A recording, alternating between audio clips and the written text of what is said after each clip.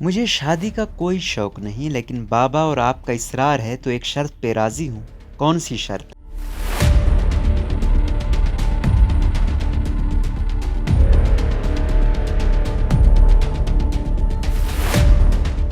میرے پاس میرے پہلے شوہر کی کچھ تصویریں ہیں جن کے بغیر میں نہیں رہ سکتی، اور جن کے ساتھ شاید تم نہ رہ سکو۔ مجھے شرط منظور ہے۔ ان دونوں کا رشتہ طے ہو گیا اور وہ بھیگی پلکوں سے ماضی میں بھیگنے لگی۔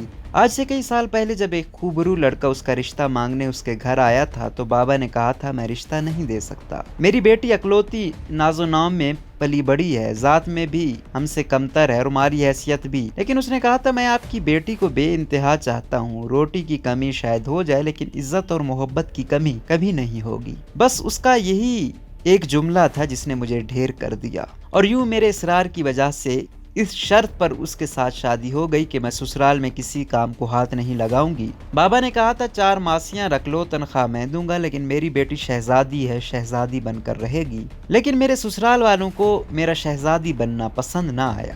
نکاح نامے میں شرائط کے باوجود میں کام کرنے لگی، صرف اپنے ہمسفر کی خاطر کہ اس کے لیے کوئی مسئلہ نہ ہو اور اس کے گھر والے خوش رہ سکے۔ لیکن ادھر میرا کام بڑھتا، ادھر میری ساس اور نندوں کے تانے اور مار پیٹ بڑھتی گئی۔ میرا کم سن بھولا شوہر میرے لیے ہر ایک سے گھر میں لڑتا رہا، میرا دفاع کرتا رہا، کئی بار الگ ہو جانے کا سوچا لیکن اس کی والدہ اور گھر والے نہیں مانے۔ میں امیر گھر کی لڑکی راتوں کو روتی، دن کو کام کرتی، اور مجھے ٹوٹ کر چاہنے والا میرا شوہر دن بدن ٹوٹتا گیا، اور پھر ایک دن اس نے خود کو جوڑا لیکن مجھے ہمیشہ کے لیے توڑ گیا۔ خود تو آزاد ہوا لیکن مجھے ہمیشہ کے لیے قید کر گیا۔ میری ساس، نندیں، سسرال والے بات پہ بات مجھے رلانے لگے، تڑپانے لگے، اور میرا شوہر بے بسی کی آگ میں جھلستا رہا۔ لیکن ایک دن ماں کے پاس آ کے کہنے لگا اماں آج تمہاری گود میں سر رکھنے کو جی چاہتا ہے، رکھ لوں؟ ماں کی گود میں اس نے ماں سے پوچھا ماں میری بیویوں کو کیوں ستاتی ہیں آپ؟ اور ماں نے میری برائیاں شروع کر دیں تو اس نے کہا اگر میں مر جاؤں تو آپ میری بیوی کی جان چھوڑ دیں گی؟ اور اتنے میں جیب میں چھپائے پسٹل کو نکال کر ماں کی گود میں رکھی،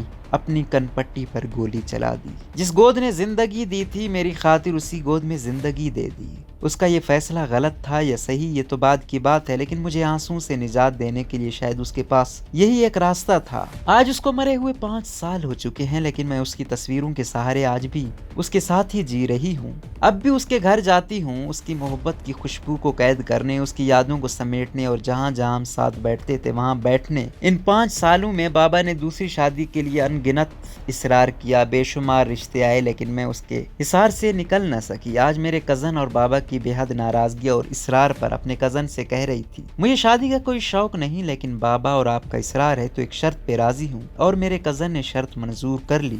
یہ کوئی فسانہ یا فرضی کہانی نہیں، حقیقت اور سچ ہے جس کا ایک کردار آج بھی دوسرے کردار کی تصویروں کے سہارے زندگی جی رہا ہے۔